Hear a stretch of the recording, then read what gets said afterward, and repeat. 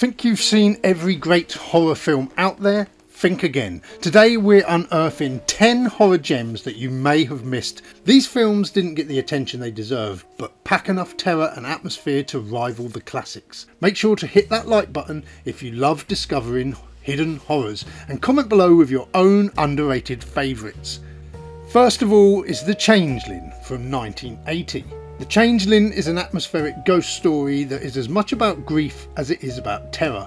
George C. Scott stars as a composer who moves into an old mansion to escape the trauma of losing his family. But what he finds in that house is something far more horrifying than his personal grief. This film stands out because of how it builds its scares. Slowly, through creeping dread, unsettling sounds, and one of the most terrifying seance scenes in horror history. What makes The Changeling underrated is that it's often overlooked in favour of more well-known haunted house films like The Shining or Poltergeist, yet it holds its own with a beautifully tragic narrative and expert pacing that keeps the tension high from start to finish. It's a slow burn, but the payoff is unforgettable, making it a must-watch for fans of atmospheric classic horror. Next we have Session 9 from 2001, a psychological horror film that uses its abandoned mental hospital setting to full effect. The film follows an asbestos clean-up crew as they work in an old decaying asylum. As the crew spends more time in the building, they begin to unravel, both mentally and emotionally. The true genius of Session 9 lies in its minimal use of special effects and jump scares. Instead, it builds tension through the atmosphere of the hospital and the unravelling of the characters' psyches. What really sets Session 9 apart is the way it plays on paranoia, creating a sense of dread that feels inescapable. If you're into horror that messes with your mind rather than bombarding you with gore, then this one is for you. The Autopsy of Jane Doe next from 2016. Imagine conducting a routine autopsy only to realise that nothing about the body on your table makes sense. That's the premise behind The Autopsy of Jane Doe, and it's one of the most original horror films of the last decade. Set almost entirely within a small town morgue, the film follows a father and son coroner team as they attempt to determine the cause of death for an unidentified woman.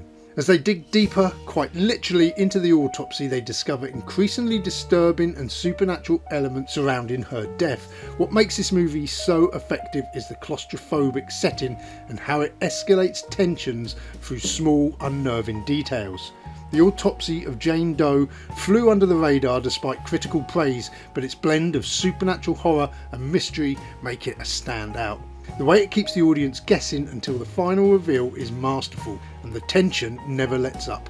Definitely one to watch with the lights off. Now let's talk about The Invitation from 2015, another slow burn psychological horror that builds its horror through social tension and paranoia. The film centres on a man named Will, who attends a dinner party hosted by his ex-wife and her new husband. As the night progresses, Will becomes increasingly suspicious that something isn't right with the hosts and the other guests.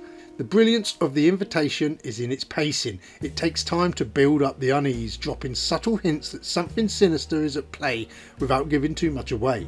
The tension grows unbearably thick, and when the horror finally reveals itself, it hits like a sledgehammer. This is a film that explores themes of grief, cult mentality, and the dangers of suppressing trauma. It didn't receive the attention it deserved when it was released, but it's a masterclass in psychological horror that sticks with you for days after. Pontypool, 2008. Have you ever heard of a virus that spreads through language? That's the unique premise behind Pontypool, a Canadian horror film which takes place almost entirely within a radio station. When reports start coming in about strange violent behaviour across the town, the station's crew realises that something much more sinister is happening. The virus is spreading through spoken words.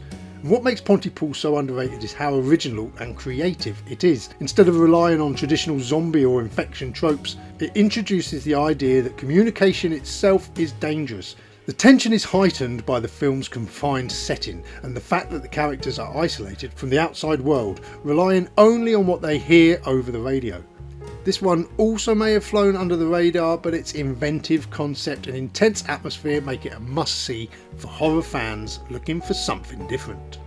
The Black Coat's Daughter from 2015 is a moody, atmospheric horror film that's criminally underseen. Set in a remote boarding school during a winter break, the film follows two girls left behind when their parents fail to pick them up. As they try to make sense of their isolation, strange and terrifying things begin to happen. Director Oz Perkins crafts a deeply unsettling atmosphere that relies on mood rather than gore to build tension.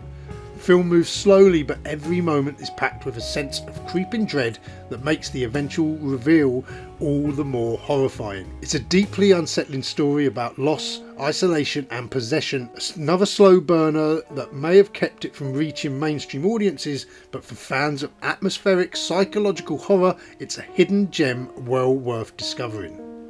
Have you heard of any of these films? Let me know in the comments below if you have and if they are among your favourites. Or let me know if there's any other horror films that you don't think enough people praise. Let's keep this discussion going. Lake Mungo 2008 is a found footage ghost story that's far more interested in emotional horror than cheap jump scares. Shot in a documentary style, the film follows a family as they investigate strange occurrences following the drowning of their daughter Alice.